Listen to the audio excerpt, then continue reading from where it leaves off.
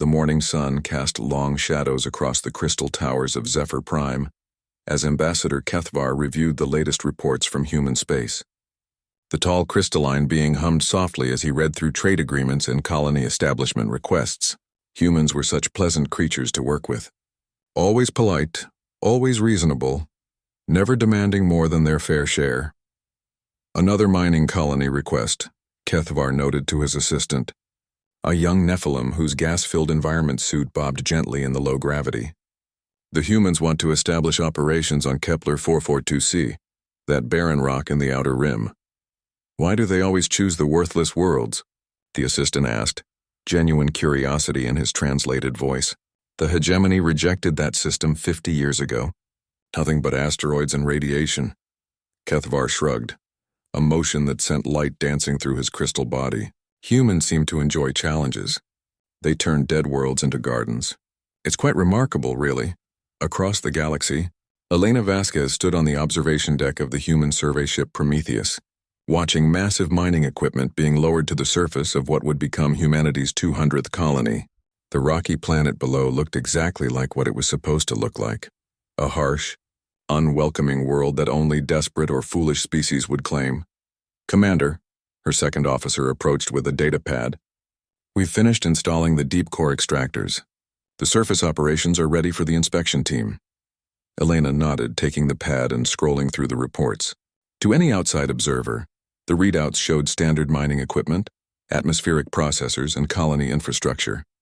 They would never see the massive construction bays being carved 15 kilometers below the surface, or the weapon manufacturing facilities hidden in the asteroid belt. How long until the Zephyrian inspection team arrives? Elena asked. 3 days, ma'am. Ambassador Kethvar wants to see our terraforming progress firsthand. Elena smiled. Kethvar was a good representative of his people. Intelligent, fair, and completely trusting. Like most galactic species, the Zephyrians had never learned to look for hidden meanings in peaceful gestures. They took things at face value because their own culture had eliminated deception millennia ago. Make sure all surface operations look appropriately civilian, Elena ordered, and remind the teams that we're simple colonists working hard to make a new home. Back on Zephyr Prime, Ambassador Kethvar was hosting his weekly diplomatic dinner. Representatives from dozens of species gathered in the Great Hall, sharing food and conversation under the gentle glow of bioluminescent plants. The human ambassador, a soft-spoken man named Dr. Marcus Webb, sat at the main table discussing xenobiology with several architect representatives. Your species' adaptability continues to amaze us, Archivist Prime ZZ9901 said, its mechanical voice somehow conveying genuine interest. We have observed human colonies thriving in environments that would kill most organic life forms. Dr. Webb smiled warmly. We've always been good at making the best of difficult situations. Earth taught us that survival often depends on seeing opportunity where others see only obstacles. Indeed, rumbled General Thexhai of the hegemony military. The massive armored being dominated one end of the table, his forearms moving gracefully as he ate, though one wonders why your people choose such remote locations for expansion. Surely there are more hospitable worlds available. We prefer not to compete for resources, Dr. Webb replied diplomatically. The galaxy is vast enough for everyone to find their place. We're happy to take the worlds others don't want. General Thexhai's compound eyes glittered with something that might have been amusement. How refreshingly humble. Most species demand the best territories when they join the Confederation. Dr. Webb's smile never wavered, but Elena Vasquez would have recognized the look in his eyes. She had seen it many times during their classified briefings, the look of a predator studying its prey while appearing completely harmless. The conversation moved on to other topics, but General Thexhai continued to observe the human ambassador. Something about the soft-spoken scientist bothered him, though he couldn't identify what. Perhaps it was the way Dr. Webb asked questions that seemed innocent, but gathered detailed information about military capabilities and strategic resources. Or maybe it was how human diplomatic missions always seemed to visit systems with significant tactical value. 3 days later, Ambassador Kethvar arrived at the human colony on Kepler 442c. Elena Vasquez met him at the landing pad, wearing the simple work clothes of a colonial administrator. Around them, human workers moved equipment and supplies with the efficient bustle of people building a new home. "Welcome to New Harmony," Elena said, using the colony's official designation. "We're honored to have you visit our little settlement." Kethvar's crystalline form reflected the harsh sunlight as he looked around. The surface installations were impressive for such a young colony. Atmospheric processors working steadily to thicken the air, hydroponic farms producing food, and mining operations extracting useful minerals from the rocky ground. "Your people work quickly," Kethvar observed as they toured the facilities. "Most species take decades to establish such comprehensive operations." "Necessity breeds efficiency," Elena replied. "We learned early that successful colonies require complete self-sufficiency. You never know when supply lines might be disrupted." They visited the mining operations, where massive extractors pulled raw materials from deep underground. Kethvar noted the unusual depth of the excavations but attributed it to human thoroughness. He couldn't know that 3 kilometers below their feet, automated factories were producing weapons that could shatter asteroids. In the hydroponics bay, human children played among the growing plants while their parents worked. The scene was peaceful, domestic, and completely convincing.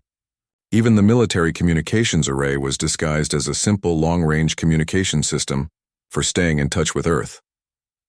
"Your colony appears to be thriving," Kethvar said as they concluded the tour. "I'll submit a positive report to the Colonial Authority." "Thank you," Elena replied. "We hope to be productive members of the galactic community for many years to come." As Kethvar's ship departed, Elena watched it disappear into hyperspace. She activated her secure communicator and spoke a single code phrase that would be transmitted to every human colony, ship, and facility across the galaxy. "The garden grows well." 50 light-years away, Dr. Marcus Webb received the coded message during another diplomatic dinner. He excused himself politely and sent his own signal to Earth. Fleet Admiral Sarah Chen received it in her office at Luna Base, where she had been reviewing the final construction reports from the shipyards hidden throughout human space. 50 years, Admiral Chen said to her aide. 50 years of planting seeds while everyone watched us tend our gardens. The aide nodded grimly. Intelligence reports suggested the hegemony was becoming suspicious of human expansion. General HFY had been asking uncomfortable questions about human colony placement and defensive capabilities. "Do you think they suspect?" the aide asked. Admiral Chen looked out at the hidden fleet anchorage on the far side of Luna, where ships waited in the darkness like sleeping giants. "It doesn't matter anymore. The network is complete. Every colony is armed and supplied. Every trade route is monitored. Every alien military facility has been mapped and analyzed." She turned back to her aide with a smile that would have made Elena Vasquez proud. "Let them suspect. We gave peace a chance to work. If they choose war instead, they'll discover what happens when humanity stops pretending to be harmless." Unknown to both sides, General HFY was at that moment presenting his concerns to the Hegemony High Command. His report would spark a debate that would change the galaxy forever. The Hegemony High Command chamber fell silent as General HFY finished his presentation. 4 massive holographic displays showed human colony locations throughout the galaxy, each one marked with suspicious activity patterns and strategic value assessments. The assembled military leaders of the 4 most powerful species in the galaxy stared at the data with growing unease. "You're suggesting a deliberate military buildup," Overlord Zenthar of the Dominion stated, his tentacles writhing with agitation. "But our intelligence reports show only peaceful mining and agricultural operations." "That's exactly what concerns me," General HFY replied, manipulating the display to highlight trade routes. "Look at their positioning. Every human colony sits on a potential supply line or strategic choke point. They claim to want worthless worlds, but these worthless worlds could control movement throughout the outer rim." High Inquisitor Veltar, whose cybernetic implants glowed red in the dim light, leaned forward. "The architects have monitored human technological development. They show no advanced weapons research, no fleet construction beyond basic cargo vessels." "Because they hide it well," HFY insisted. "I've observed their diplomats for years. They ask too many questions about our defenses, our fleet movements, our strategic capabilities. No peaceful species needs such detailed military intelligence." The debate continued for hours, but the conclusion was inevitable. The hegemony had not maintained control of half the galaxy by ignoring potential threats. Better to eliminate humanity now while they were still weak than face them later, when they might be stronger. 3 days later, Dr. Marcus Webb sat in his comfortable office at the human embassy, reviewing botanical samples from a recent trade expedition, when his secure communicator chimed with an urgent message. His pleasant expression never changed as he read the hegemony's ultimatum, but his hands moved with practiced efficiency to activate emergency protocols. Within minutes, coded messages were racing through hyperspace to every human colony and outpost. The message was simple: the harvest begins. Admiral Sarah Chen received the alert while reviewing fleet readiness reports in her command center deep beneath Luna's surface. Around her, displays showed the positions of human forces throughout the galaxy, forces that the rest of the universe believed didn't exist. Time to drop the act, Admiral Chen announced to her staff. Send the recall codes to all deep cover operatives. Begin Phase 1 fleet deployment. Across human space, the transformation began immediately. On New Harmony, Elena Vasquez watched as the mining equipment suddenly changed configuration. Massive extractors retracting to reveal concealed launch tubes. The peaceful hydroponics base split open like a flower, exposing the sleek hull of a stealth frigate that had been hidden there for 30 years. All civilian personnel to secure areas, Elena announced over the colony's communication system. Military personnel report to stations. This is not a drill. The human workers moved with surprising speed and organization. Children and non-combatants disappeared into reinforced shelters, while others quickly donned military equipment that had been stored in supposedly civilian facilities. Within an hour, New Harmony had transformed from a peaceful mining colony into a fortress bristling with weapons. Similar scenes played out on 200 human worlds. Underground factories that had been disguised as mining operations began producing weapons and ammunition. Hidden shipyards released vessels that had been built in secret over decades. Trade ships suddenly sprouted weapon mounts and sensor arrays that violated every known principle of civilian space travel. But the most shocking transformation occurred in the asteroid belt of the Sol system itself. What the galaxy had believed to be a simple mining operation revealed its true nature as the largest military shipyard in known space. Asteroids split apart to reveal massive construction bays where ships, larger than anything the hegemony possessed, had been built in complete secrecy. The flagship Enterprise emerged from its hidden berth like a predator, awakening from sleep. 5 kilometers long and armed with weapons that bent space itself, it represented humanity's answer to 50 years of careful observation and analysis of galactic military technology. Admiral Chen stood on the bridge of her flagship, watching as the hidden fleet assembled around her. Hundreds of ships that officially didn't exist moved into formation with the precision of a species that had been preparing for this moment since their first day in galactic society. Fleet status report, Admiral Chen ordered. All vessels ready for deployment. Admiral, her tactical officer replied. First Fleet has moved to secure the outer colonies. Second Fleet is positioning for defensive operations in core systems. Third Fleet stands ready for offensive operations against hegemony staging areas. Chen nodded, activating a communication channel that reached every human ship, station, and colony. Her image appeared on screens throughout human space, showing a woman who looked nothing like the peaceful colonial administrator the galaxy thought they knew. People of humanity, Admiral Chen began, her voice carrying the authority of someone who had spent decades preparing for this moment. The galaxy has shown its true nature. They welcomed us when they thought we were weak, but now they fear us because we refuse to remain weak. She gestured to tactical displays showing hegemony fleet movements. 4 species have decided that humanity is a threat to their vision of galactic order. They demand that we withdraw to Earth and accept whatever fate they choose for us. Their mistake is assuming we will go quietly. The Admiral's expression hardened. For 50 years we have built, prepared, and planned while presenting a face of peaceful cooperation. We gave diplomacy every chance to work, but when faced with extinction, humanity has only one response. On New Harmony, Elena Vasquez smiled grimly as weapon systems came online. Hidden sensor arrays throughout the colony activated, creating a detection grid that could track ships across multiple star systems. The peaceful miners she had led for years were revealed to be some of humanity's most experienced military engineers and special forces operatives. Contact, her sensor operator announced. Hegemony scout fleet entering the system. 3 heavy cruisers and support vessels. Elena moved to the command center that had been concealed beneath the colony's main administration building. Banks of tactical displays showed the approaching enemy formation. Ships designed to intimidate rather than fight, expecting to find helpless civilians. "Let them get close," Elena ordered. "I want them to see what they're really dealing with." The hegemony ships approached New Harmony expecting to find a typical human mining operation, a few cargo vessels and minimal defenses. Instead, they discovered a fortress world that opened fire with weapons they didn't know humans possessed. The lead cruiser simply ceased to exist as a focused gravitational beam tore it apart at the molecular level. The second ship tried to retreat but found its hyperspace drive disabled by an electromagnetic pulse that somehow bypassed all known shielding. The third ship managed to send a brief transmission before human fighters swarmed over it like angry insects. Admiral Krastok of the Hegemony Expeditionary Force received the scout fleet's final transmission from his command ship 3 systems away.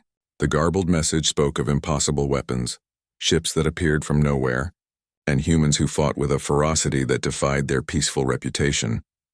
"Impossible," Krastok muttered, reviewing the sensor data. Intelligence reported minimal human defenses. These readings show military installations that would take centuries to build. His aide, a young officer from the Dominion species, checked the reports again. "Sir, perhaps the humans have been more deceptive than we realized." Krastok's 4 eyes focused on the tactical display with growing concern. If humans could hide this level of military preparation for 50 years, what else had they hidden? More importantly, how many other peaceful colonies were actually armed fortresses waiting to spring their trap? "Send word to High Command," Krastok ordered. "We need more ships, many more ships." But even as he gave the order, Krastok suspected it might already be too late. The humans had been playing a game whose rules only they understood, and now they were ready to reveal just how well they had learned to play. The Kepler Junction had stood unconquered for 3,000 years. The massive space station, built by the ancient architects and upgraded by successive hegemony generations, controlled the most important hyperspace crossroads in the galaxy. Its gravitational shields could deflect asteroids, its weapons could vaporize fleets, and its strategic position made it the key to controlling trade and military movement throughout the sector. Admiral Krastok stood in the station's command center, surrounded by the greatest military minds of 4 species. The junction's defenses included 500 warships, enough firepower to level planets and detection systems that could spot a single ship across multiple star systems. No force had ever successfully challenged Kepler Junction. "Human fleet movement suggests they're targeting secondary systems," reported Intelligence Coordinator Siltek, her elongated head swaying as she studied multiple displays. "Their attacks follow no logical pattern. They strike mining facilities, communication relays, isolated outposts, nothing of strategic value." Admiral Krastok frowned at the reports. 3 weeks of human attacks had destroyed dozens of hegemony facilities, but none of them seemed militarily significant. "The humans were fighting like raiders, not conquerors. They're testing our responses," suggested Colonel Vexhan of the Dominion Ground Forces, "learning our tactics and capabilities through small engagements. Or they're simply weaker than we feared," Krastok replied. Perhaps their initial success was luck rather than skill. None of them noticed the small asteroid that had been drifting toward the junction for the past 6 months. Like thousands of other space rocks in the area, it registered as harmless debris on long-range sensors. The architect-built detection systems were designed to identify ships and energy signatures, not to analyze every piece of cosmic junk in the system. But this asteroid was different. Deep in its core, human engineers had been preparing for this moment since the day they first learned about Kepler Junction. The rock was hollow, filled with technology that would have seemed impossible to the greatest hegemony scientists. Captain David Park crouched in the asteroid's hidden command center, watching countdown timers tick toward 0. Around him, 200 human Special Forces soldiers checked their equipment one final time. Behind them, sealed launch bays contained ships that officially didn't exist. 5 minutes to optimal position, Park's navigator announced quietly. "All systems show green." Park nodded, activating a communication link to Admiral Chen aboard the Enterprise, which waited in hyperspace 30 light-years away. "Trojan horse is in position. Beginning final approach." "Understood, Captain," Admiral Chen replied. "Execute on my mark." The asteroid drifted closer to Kepler Junction, just another piece of space debris in a system full of them. Hegemony patrol ships ignored it completely as they focused on the hyperspace jump points, where they expected human attacks to come from. At exactly 800 station time, Captain Park gave the signal. The asteroid split apart like a blooming flower, revealing the assault carrier Midway and her escort squadron. Before hegemony sensors could register the new contacts, human fighters were streaming from launch bays that had been hidden inside the space rock for months. But the fighters were unlike anything the hegemony had seen before. Instead of the sleek high-tech vessels used by most species, human fighters looked primitive, angular craft with chemical rockets and ballistic weapons. The hegemony defenders almost laughed at the sight. Their laughter died when the human swarm tactics proved devastatingly effective.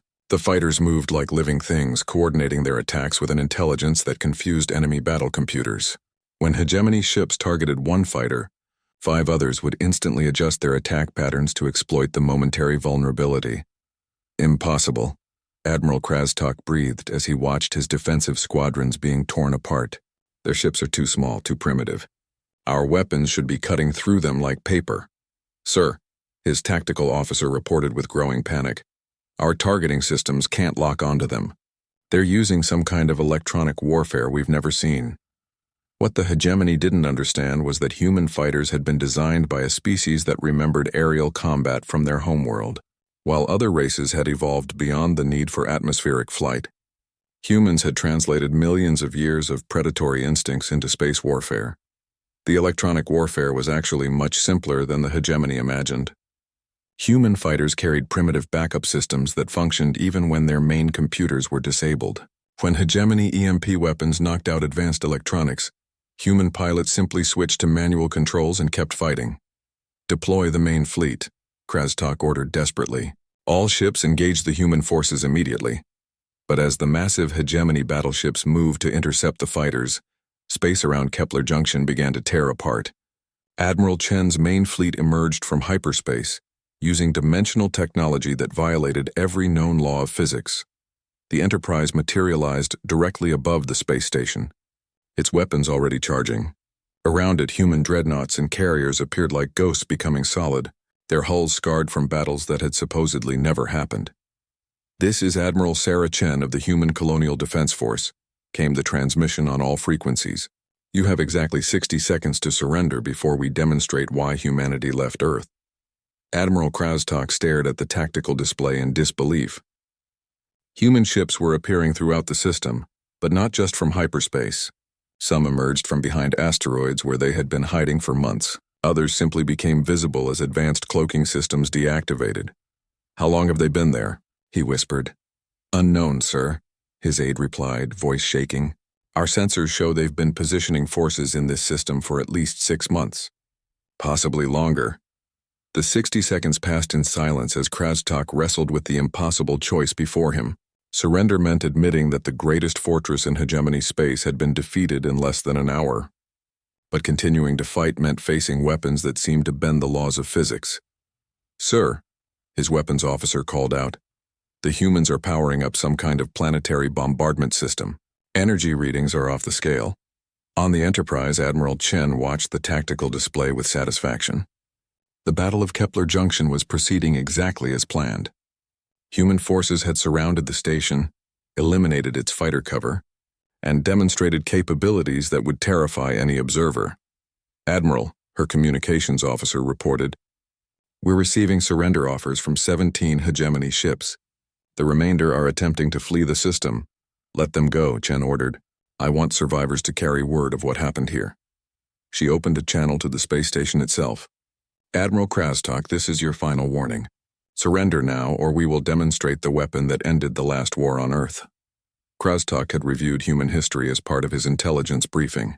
He knew about nuclear weapons, about the devastating conflicts that had scarred their homeworld before they achieved spaceflight. But those had been primitive atomic devices, not the massive energy signature his sensors were detecting from the human flagship. "We surrender," he broadcast on all frequencies, his voice heavy with defeat. The Battle of Kepler Junction lasted 4 hours and 17 minutes. News of its fall reached every corner of the galaxy within days. carried by fleeing hegemony ships and intercepted by intelligence networks throughout known space. On Zephyr Prime, Ambassador Kethvar read the reports with growing horror. The peaceful diplomatic humans he had known for 50 years had revealed themselves to be the most dangerous military force the galaxy had ever seen. "How did we miss this?" he asked his aide, who was equally stunned by the reports. "Perhaps," the aide suggested quietly, "we saw only what they wanted us to see." In the Galactic Confederation Assembly Hall, emergency sessions convened as representatives tried to understand what humanity's military capabilities meant for the balance of power. The species that had seemed so harmless, so content with scraps and worthless worlds, had demonstrated the ability to defeat the hegemony's strongest fortress in a matter of hours. But the most important consequence of Kepler Junction wasn't military, it was psychological. For the first time in galactic history, every species was forced to reconsider what they thought they knew about their neighbors. If humans could hide such capabilities for 50 years, what other secrets might be lurking behind diplomatic smiles and peaceful trade agreements? The galaxy would never feel safe again. The news of Kepler Junction's fall spread through the galaxy like wildfire, but its effects were felt most strongly in the hidden corners where oppressed species had waited for generations for someone to challenge hegemony rule. On the prison world of Corvin Prime, the transmission arrived during the middle of the night shift at the orbital defense stations. Security Chief Ral then, a member of the subjugated Corvin species, sat in his small office reviewing routine reports when his communication system chimed with an encrypted message. The Corvins had been conquered by the hegemony 60 years ago, their proud warrior culture crushed beneath the boot of superior technology and overwhelming force. The message was simple, but contained enough technical details to prove its authenticity. "Friends of freedom, the time for liberation has come." Coordinates attached. "Come prepared to fight." Ral then stared at the message for long minutes, his four-armed frame tense with possibilities he had thought dead forever. The coordinates led to an abandoned mining station in the outer system, a place where hegemony patrols rarely bothered to venture. 3 days later, Ral then found himself standing in a cargo bay that had been transformed into a weapons depot. Crates of equipment filled the space, but these weren't the crude slug throwers his people had hidden in cellars and caves. These were military-grade weapons that could punch through hegemony armor like tissue paper. "Welcome to the revolution," said the human who had been waiting for him. General Maria Santos looked nothing like the soft diplomatic representatives Ral then had seen on news broadcasts. Her scarred face and combat gear marked her as someone who had seen serious fighting. "You're really going to help us?" Ral then asked, still hardly believing what he was seeing. General Santos smiled grimly. "The enemy of my enemy is my friend. The hegemony wants to exterminate humanity, and they've been oppressing your people for decades. That makes us natural allies." She gestured to the weapons crates. "These are just the beginning. We've been preparing for this for years, studying hegemony occupation tactics and developing countermeasures. But we need local knowledge to make it work."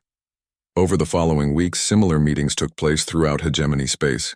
Human special forces teams made contact with resistance movements that had been dormant for generations, providing weapons, intelligence, and most importantly, hope. The hegemony found itself fighting a war on multiple fronts as their conquered territories erupted in coordinated rebellions. But the real shock came when they realized how much the humans had learned about their military capabilities. General Thex High stood in his command bunker on Dominion Prime, watching tactical displays that showed disaster after disaster. Human forces seemed to know exactly where to strike for maximum effect, targeting supply depots that were supposed to be secret, command centers that weren't on any official maps, and communication relays that were considered impossible to locate. "How do they know so much about our infrastructure?" he demanded of his intelligence staff. Major Yiltek, his aide for the past 10 years, shifted uncomfortably. "Sir, we've discovered that several members of our technical staff have been human agents. They've been gathering intelligence for decades." "Impossible," Thexhai growled. "I know every member of my staff personally. There are no humans among them." "Not directly, sir," Yiltek explained. "But some of our own people have been providing information to human contacts.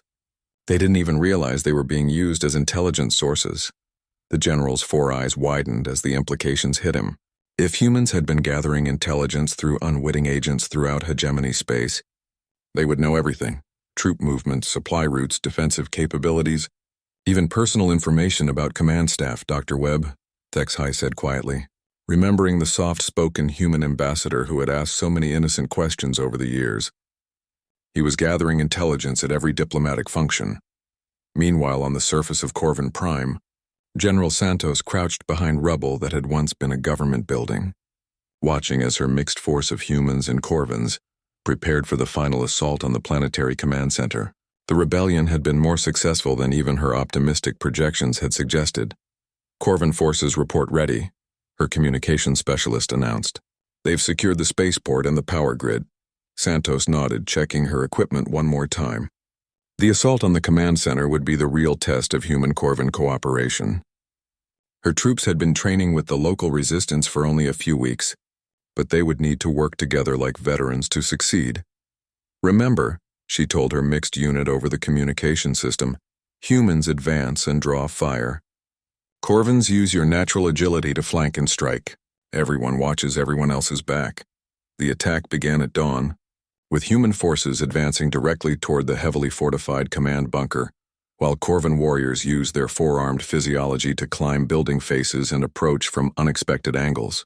The hegemony defenders had prepared for conventional assaults, but the combination of human persistence and Corvin mobility created tactical situations they had never encountered. General Santos led from the front, her troops advancing steadily through defensive fire that would have stopped most species. But humans had evolved from persistence hunters, creatures that could track prey for days without stopping. A few hours of combat was nothing compared to what their ancestors had endured. Corvins are in position, came the report from the flanking force. Ready to strike on your signal.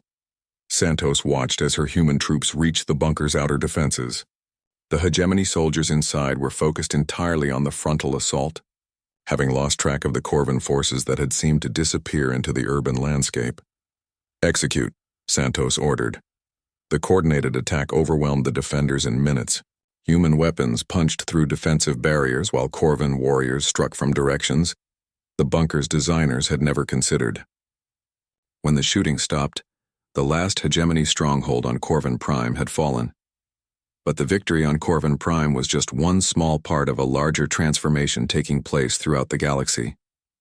In the Galactic Confederation Assembly Hall, emergency sessions had been running for weeks as representatives tried to understand what humanity's military capabilities meant for galactic civilization. Ambassador Kethvar of the Zephyrians stood before the assembled delegates, his crystalline form reflecting the chamber's lights as he spoke.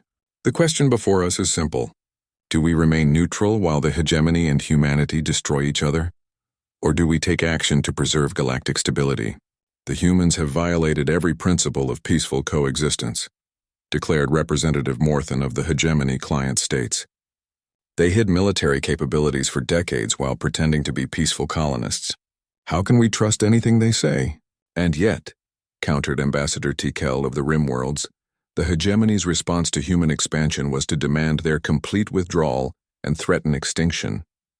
Perhaps humanity felt they had no choice but to prepare for war. The debate had been ongoing for days, but behind the formal diplomatic language, every representative was calculating the same terrifying possibility. If humans could hide fleet-level military capabilities for 50 years, what other species might be concealing similar secrets? The old galactic order, based on assumed honesty and transparent military capabilities, had been shattered by humanity's revelation.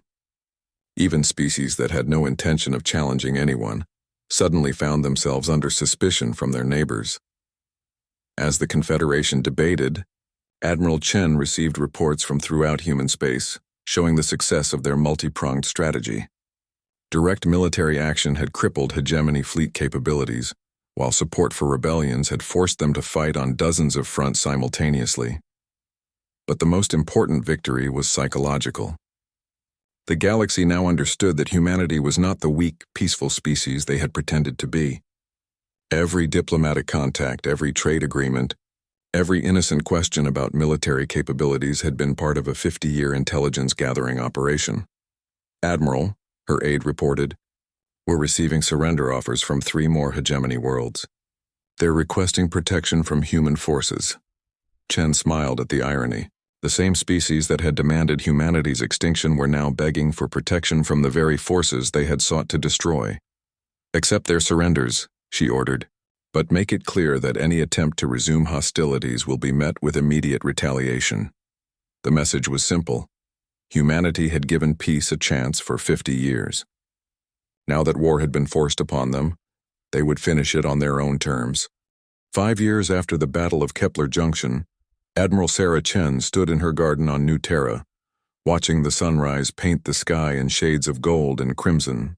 The peaceful scene was a stark contrast to the chaos that had consumed the galaxy during the final months of what historians were already calling the Human War. The end had come not with a massive battle, but with a simple calculation. The Hegemony High Command had finally realized that humanity would never stop fighting, never accept defeat, and never agree to anything less than complete victory. Every attempt to negotiate had failed because humans refused to compromise on their fundamental right to exist and expand. The final battle at Dominion Center had lasted 3 days. The ancient architect fortress that had protected the hegemony capital for 10,000 years fell to weapons that turned space itself into a battlefield. But it wasn't the military defeat that broke the hegemony's will to fight. It was the arrival of the solar wrath. Chen remembered standing on the bridge of her flagship as the planet killer emerged from hyperspace, its massive bulk dwarfing every other ship in the system. The weapon represented humanity's ultimate philosophy. "If you threaten our survival, we will make the cost of victory too high for you to bear." "Admiral," her aide had reported during those final hours, "the hegemony is requesting immediate ceasefire negotiations." The surrender had been unconditional. After 18 months of warfare that had shown the galaxy what humans were truly capable of, the Hegemony High Command had finally accepted that continuing the fight would mean the destruction of their entire civilization. But victory had brought its own challenges. The galaxy now looked to humanity as the dominant military power, a role they had never sought and weren't entirely comfortable with. Admiral Chen had spent the past 5 years learning to be a peacekeeper rather than a warrior. "Admiral," her current aide announced, approaching through the garden paths, "Ambassador Kethvar has arrived for your meeting." Chen nodded, setting down her gardening tools and walking toward the conference pavilion, where her old acquaintance waited. The Zephyrian ambassador looked older, his crystalline form somehow dimmed by the weight of galactic responsibility. "Sarah," Kethvar said as she approached, using the informal address they had adopted over years of working together to rebuild galactic civilization. "Thank you for seeing me on such short notice. What's the situation?" Chen asked, settling into her chair with the easy manner of someone who had learned to balance military authority with diplomatic necessity. "The Rigel Confederation is requesting human protection," Kethvar explained, his translated voice carrying undertones of weary resignation. "The hegemony remnants have been raiding their shipping and their own defense forces are insufficient to maintain security." Chen sighed, reviewing the datapad Kethvar handed her.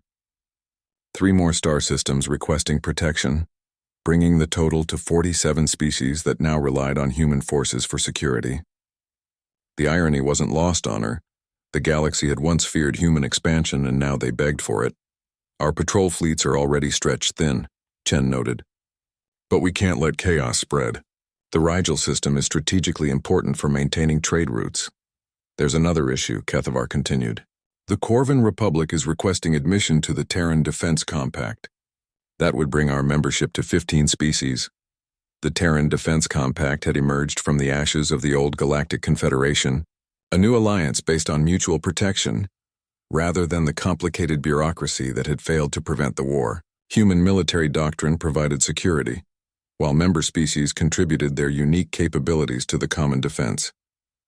"The Corvans have earned their place," Chen replied. "Their warriors fought alongside our forces during the liberation campaigns. General Santos speaks highly of their capabilities." She activated her communication system, sending orders to Fleet Command. Within hours, human ships would be deploying to protect another species that had once considered humanity harmless. The galaxy had learned to appreciate the protection of those they had once underestimated.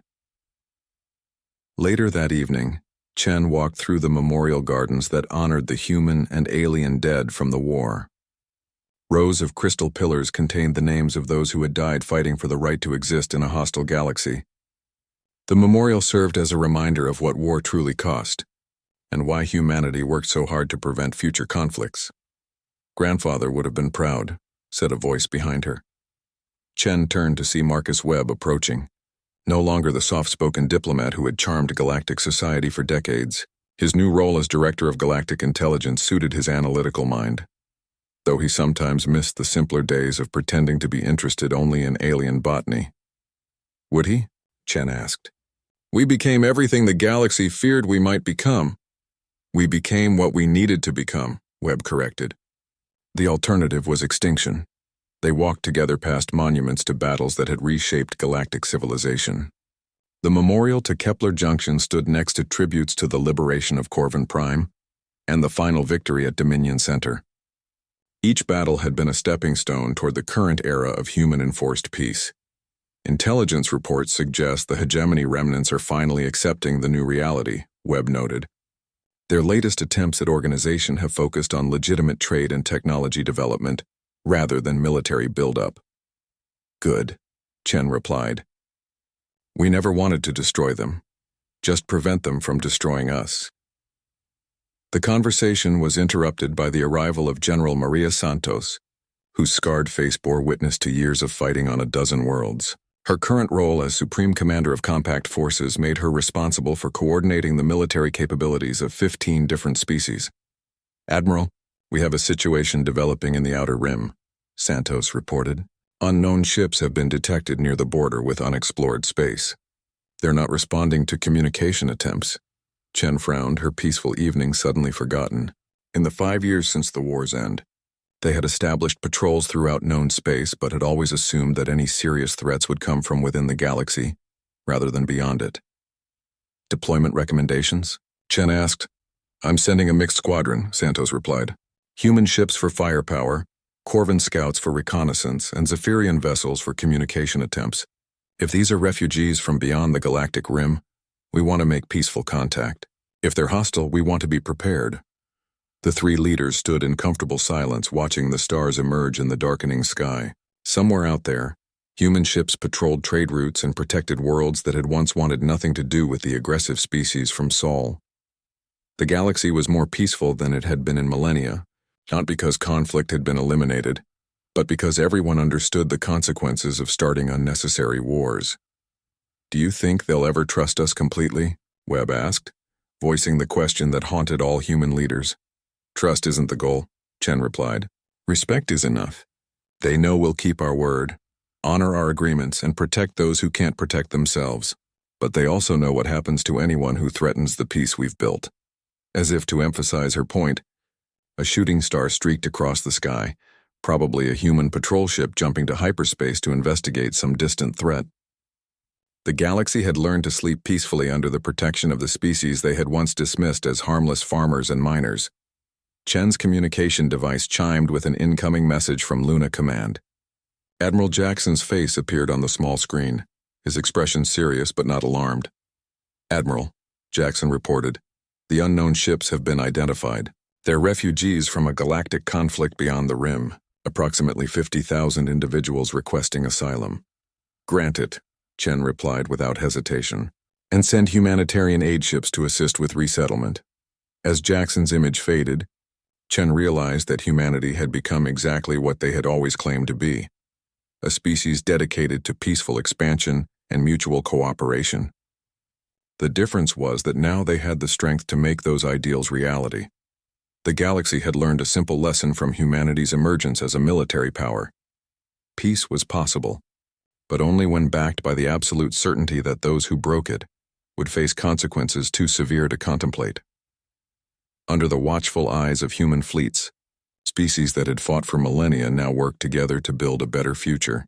The former hegemony worlds contributed their advanced technology, the liberated species provided raw materials and labor, and humanity offered the one thing the galaxy had never possessed: the promise that aggression would always be met with overwhelming retaliation. 5 years after the galaxy had shaken with the thunder of human war fleets, it rested under the protection of those same ships, finally understanding that sometimes the greatest peace comes from the certainty that some fights can never be won.